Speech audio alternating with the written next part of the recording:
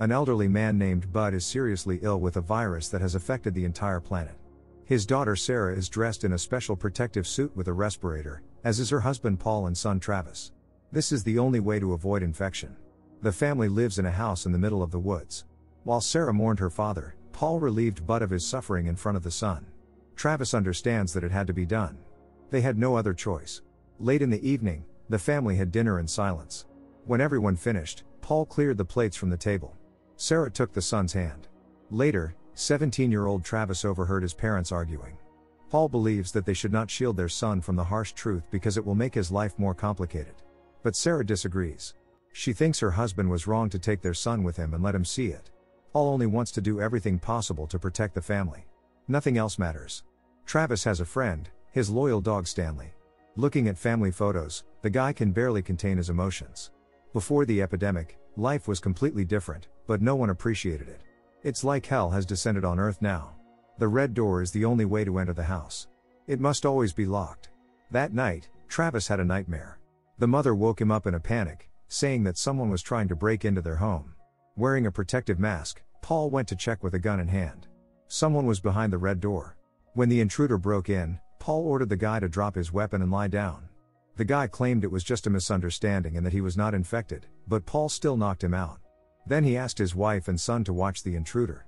Paul himself went outside to see if there was an ambush. The guy was still unconscious. Sarah and Travis kept an eye on him. Suddenly there was a knock. It was Paul, who said that it seemed the guy really came alone. The father and son took the guy outside and taped him to a tree while the mother fixed the door lock. Later, Paul and his son boarded up the window. They heard the guy woke up and begged to be released. No one could sleep that night because of the screams. In the end, Travis couldn't take it, and taking a flashlight, went outside. Suddenly an infected person appeared in front of him. Black eyes are a sign of infection. It turned out to be just a nightmare. The next morning, Paul in a protective suit, came to the guy and made it clear to him that he better not do anything foolish. Paul only needs honest answers. In return, he promised to give the guy some water. First and foremost, Paul wants to know why the guy entered his home. The guy explained that he didn't know anyone lived here. He was just looking for food and water for his family. According to the guy, his wife and son are now in a house 80 miles away. Their supplies are running out, so if he doesn't return, it's unknown how long they will last there. The guy promised that if Paul lets him go, he will share their remaining supplies, even though there's not much left. Paul was in thoughts. He didn't know if he could trust this stranger, but eventually gave him water. Later, the family discussed what to do. Sarah is convinced that they should help that family. The more people, the easier it will be to defend themselves, so they should all stick together. It's the most reasonable decision. But Paul won't let anyone into the house until he's sure everyone is healthy. He intends to spend 3 days at that family's house. Before leaving, Paul told his wife and son not to leave the house unless absolutely necessary. If he doesn't return, they shouldn't look for him. Paul told Will that if he lied, it would be the end for him. But Will has nothing to hide. The men set out on their journey. Will, who was sitting in the back of the pickup truck, showed the road that lay through the woods. Suddenly someone shot at the car, causing an accident. Quickly assessing the situation, Paul crawled under the car. Seeing 2 armed men, he fired. Will said that they should have found out who they were first. Perhaps besides these 2 men, there might be someone else nearby, but now they wouldn't know. After changing the punctured tire, Will and Paul continued their journey. Meanwhile, Travis kept looking out the window, waiting for his father. If he doesn't come back, Travis will have to take care of the mother alone. Finally, Paul returned. With him were Will, his wife Kim, and their little son Andrew. From now on, the 2 families will survive in the post-epidemic world together. Among other things, Will brought along farm animals that would feed them. Later, Paul explained the rules. When everyone is in the house, the red door must be locked. The only set of keys is with him. Also, for safety, no one should go outside alone. Out of curiosity, Travis peeked at Will's family through a hole in the attic. They seemed like an ordinary family. The next day, Paul and Travis showed Will the forest. Now they have to live together and distribute responsibilities. Meanwhile, Sarah explained to Kimberly how everything is arranged in the house. The 2 families found common ground.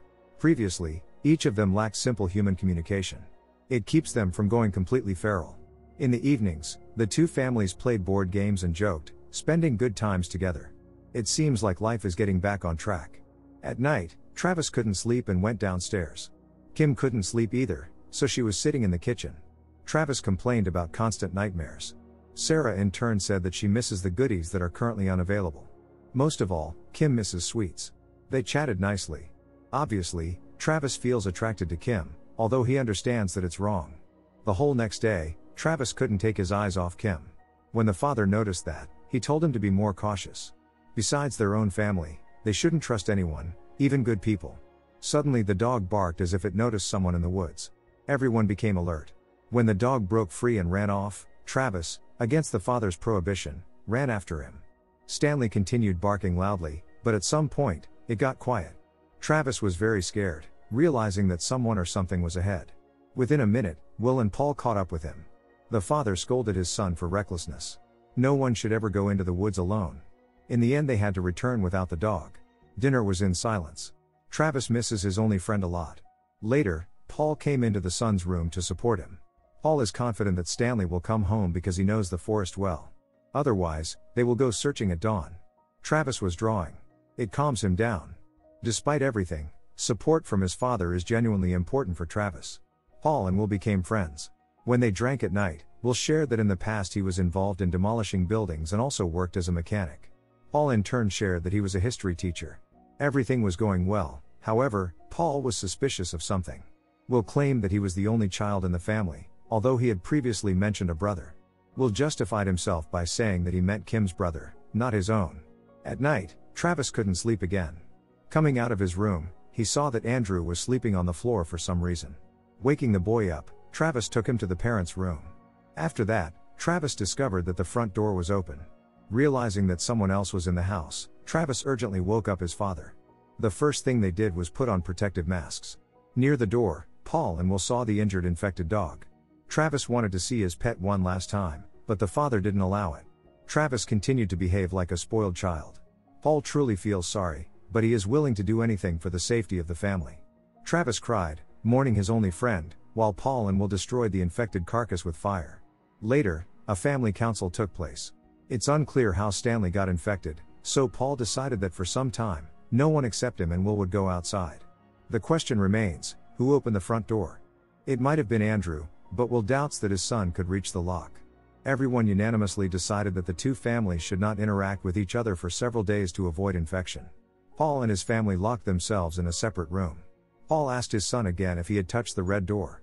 Travis assured that he hadn't, but he had contact with Andrew, so there is a risk of infection. Night fell. Travis had another nightmare about going into the woods and hearing Stanley's bark. At some point, Travis saw something horrifying in front of him. The guy woke up because of nausea, the first symptom of the virus. Travis realized that he was sick. It turned out to be another nightmare. Travis woke up, this time completely, without any symptoms of the virus. Leaving the room, Travis heard Andrew crying and his parents' muffled voices. Obviously, Andrew is sick.